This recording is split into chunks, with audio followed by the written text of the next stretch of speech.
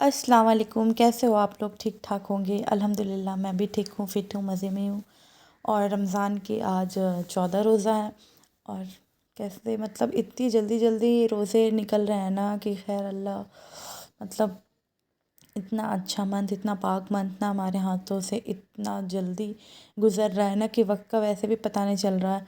इस साल की रमज़ान ना सच में इतनी जल्दी गुज़र रही है, इतनी जल्दी गुज़र रही है कि मतलब समझ ही में नहीं आ रहा कब पहला हुआ, कब 1 वीक हो गए, कब 2 वीक हो गए और ऑलमोस्ट आधा असरा ख़त्म हो चुका है हमारा मतलब। तो ये जो अब लास्ट के हमारे 15 दिन बचे हैं, तो इंशाल्लाह ज़्यादा से ज़्यादा आप लोग भी अपनी इबादत को इम्प्रूव करें।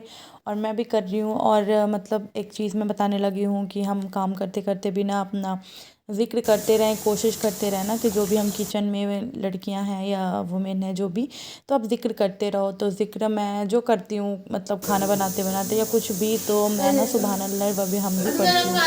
तो आप लोग भी कोशिश करा करो कि मतलब 100 टाइम्स या 500 टाइम्स या 1000 टाइम्स या उससे भी ज़्यादा कोई कर सकता है, तो उतनी ज़्यादा ही ये ज़िक्र करो या अस्तगफिरुल्लाह।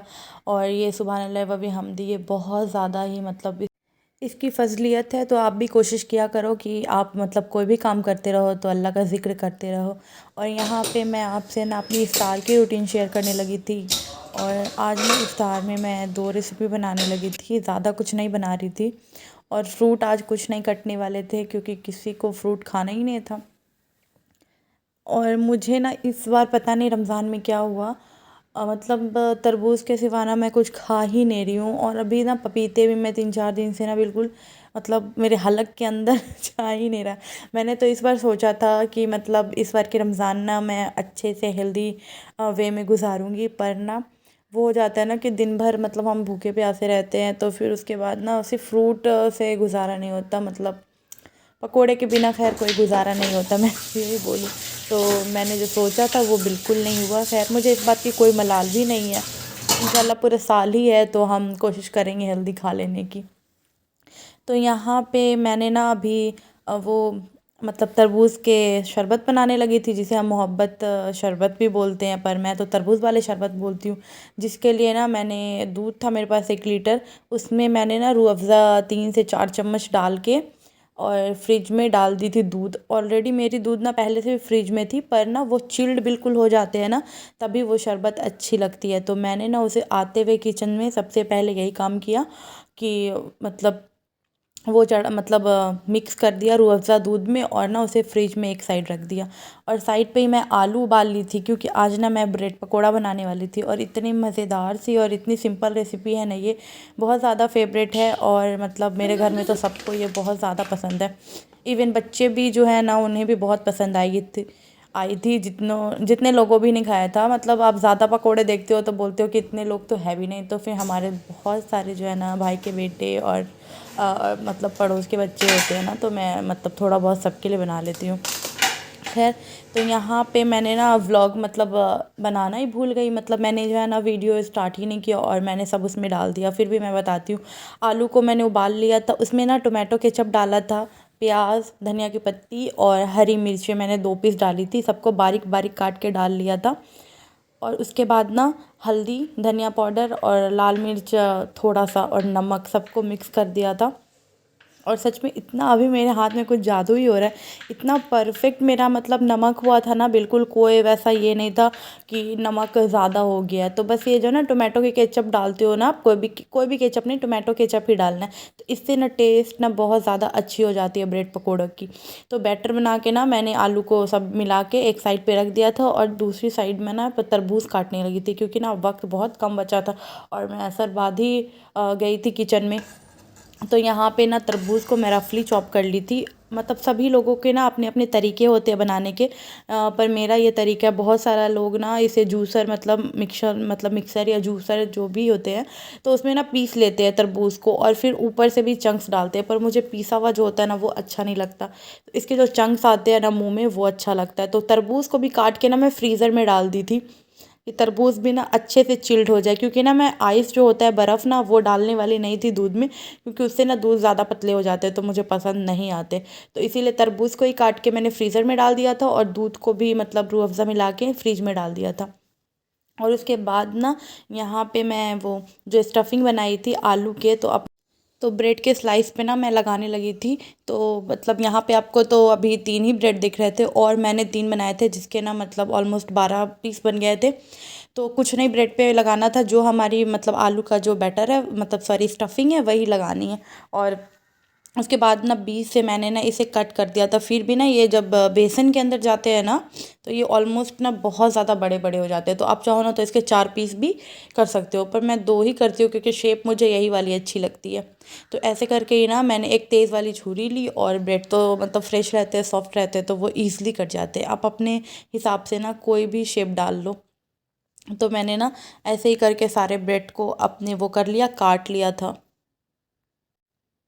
और उसके बाद ना अब मैं बनाने लगी थी बेसन, क्योंकि इसका वो जो बनेगा ना, मतलब जिसे हम इसे कोट करेंगे, बेसन का बैटर बनाने लगी थी।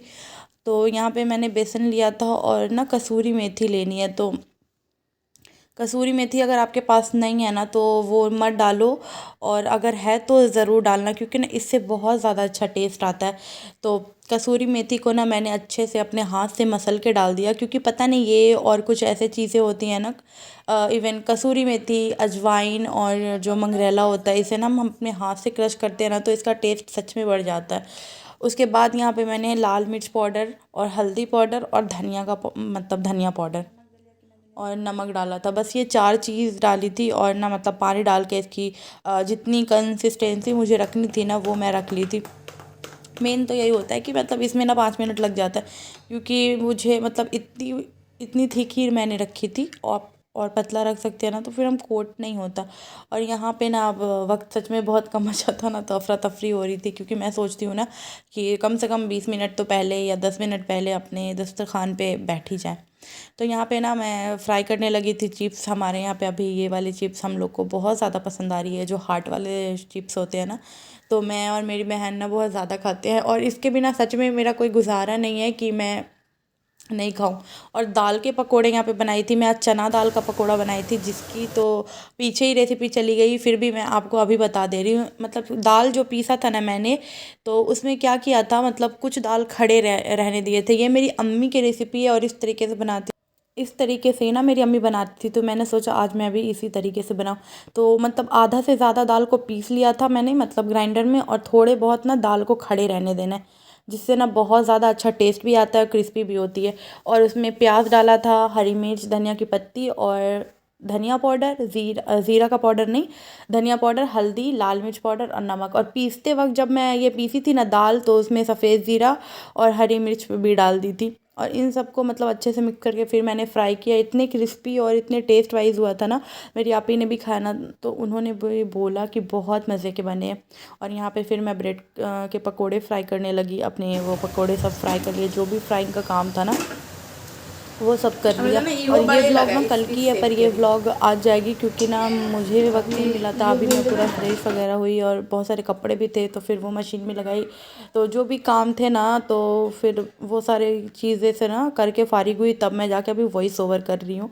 खैर, तो यहाँ पे जो मेरा शरबत का काम बाकी था वो मैं करने लगी थी। तो जो चिया सीड को मैंने भिगोया था, तो ये ना बहुत हेल्दी ऑप्शन हो जाता है चिया सीड, अगर आप डालना चाहो तो डालो, अदरवाइज़ स्किप दैट।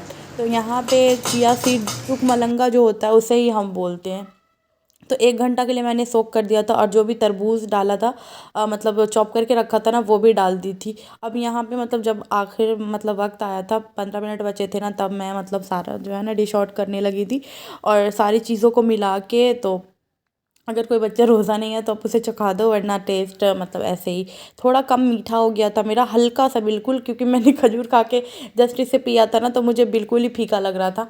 तो इसीलिए मतलब मतलब आपको बच्चा रोज़ा नहीं है ना तो उसे चखा दो, वरना ऊपर नीचे हो सकता है। तो अगर कम मीठा लगे ना तो फिर रूह अफ़ज़ा भी मिला सकते हो। और यहाँ पे उसके बाद ना हमारा दस्तरख़्वान भी लग के गया था और हमने अल्हम्दुलिल्लाह अच्छे से इफ़्तारी भी की। उसके बाद जो है ना थोड़े बहुत बर्तन थे वो धुले, मतलब उसके बाद फिर इफ़्तार मतलब सॉरी तरावी का वक्त हो गया मेरा, तो मैं तरावी के लिए गई थी। और आज खाने में बना था बिरयानी, क्योंकि बिरयानी शायद मैं काफ़ी दिनों बाद बना रही थी। फ़र्स्ट डे पे बनाई थी, फिर या बीच में बनाई थी और आज बना रही, तो इसीलिए मुझे खाने का दिल था तो मैंने बिरयानी बना ली। और यहाँ पे अभी मैं खाना नहीं खाने जा रही थी, मैं अपनी बहन को खाना देने जा रही थी। और सच में इतने मसालेदार इतने मज़ेदार से बिरयानी बने थे ना, इसकी रेसिपी ऑलरेडी मेरे चैनल पे है। तो मैंने टमाटर वाली बिरयानी बनाई थी और यहाँ पे मैं अपनी बहन को खाना देने लगी थी। आपको मेरी वीडियोस अच्छे लगते हैं तो लाइक करें, शेयर करें एंड सब्सक्राइब करें। और इंशाल्लाह मैं फिर मिलूँगी आपसे नेक्स्ट व्लॉग में। अल्लाह हाफिज़। और जितने भी मेरे सब्सक्राइबर हैं जो प्यारे प्यारे कमेंट्स करते हैं उनके लिए एक्स्ट्रा थैंक यू। और प्लीज़ आप लोग ना मुझे अपनी दुआओं में याद रखना। ठीक है जी, खैर, अल्लाह हाफिज़।